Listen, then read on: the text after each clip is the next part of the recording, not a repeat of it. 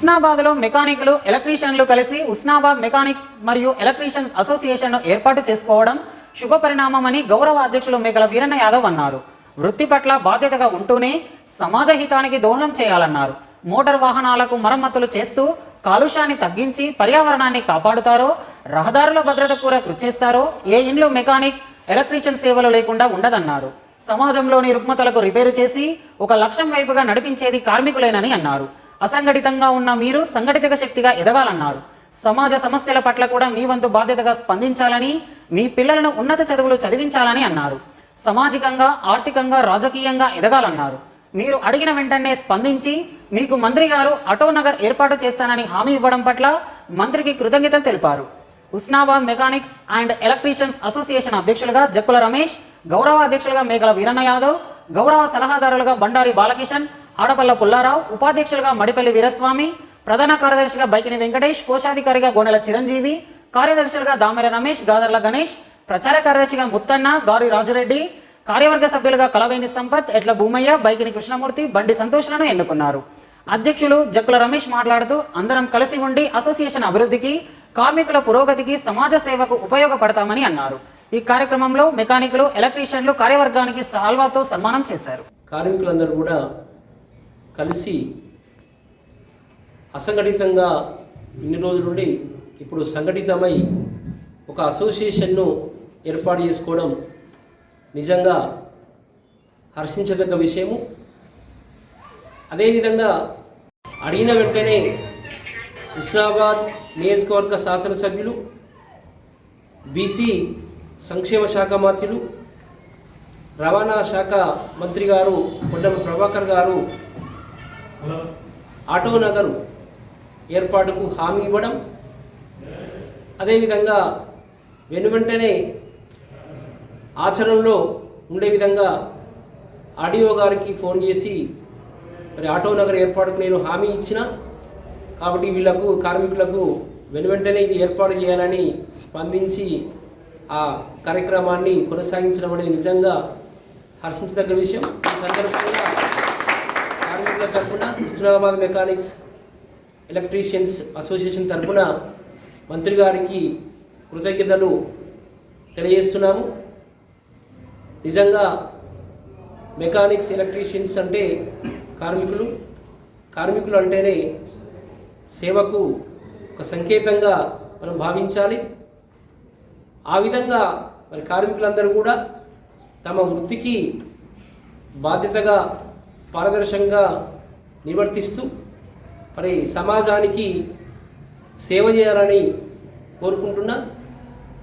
ఏ విధంగానైతే మీరు మోటారు వాహనాలకు మరమ్మతులు చేసి రిపేర్ చేసి కాలుష్యాన్ని తగ్గించి పర్యావరణాన్ని ఏ విధంగా కాపాడుతారో, అదేవిధంగా రోడ్డు భద్రతకు ఏ విధంగానైతే మీరు ఉపయోగపడతారో, అదేవిధంగా ఏ ఇల్లు కూడా మెకానిక్ ఎలక్ట్రీషియన్ లేనిది ఏ ఇల్లు కూడా ఉండదు.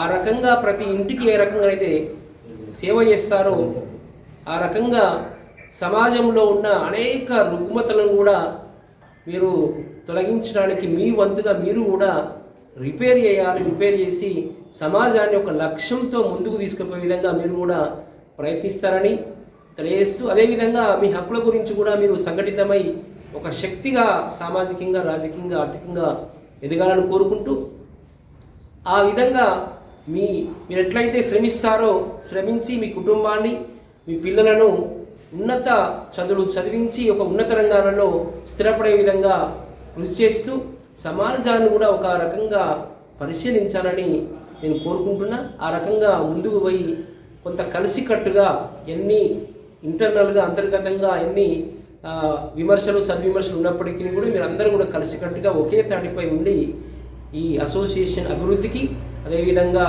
మీ కుటుంబ అభివృద్ధికి, అదేవిధంగా సమాజ అభివృద్ధికి కూడా మీరు దోహదపడాలి.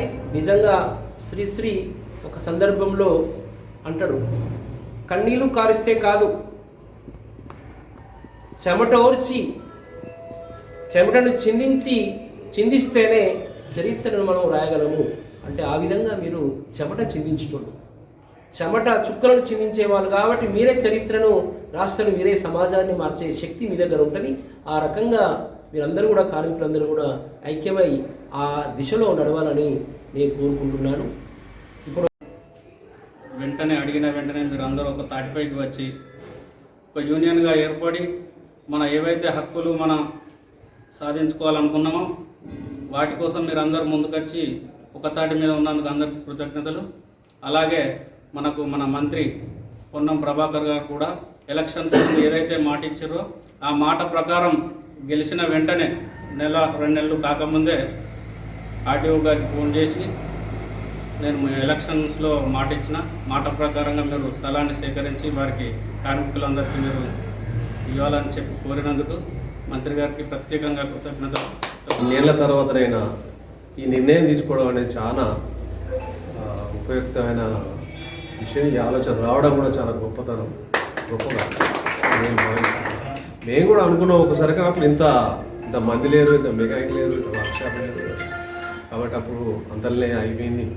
దాన్ని ఇప్పుడు మళ్ళీ పునరావృతమై మళ్ళీ ఇప్పుడు కొనసాగిస్తున్నారు. కాబట్టి దీని గురించి నేను భవిష్యత్తులో కానీ ఇప్పుడు కానీ ఎప్పుడు కానీ ఏ సహాయ సహకారాలు నా వంతు కృషి నేను చేస్తానని ఈ విధంగా ఈ స్టేజ్ నుంచి మీకు మాట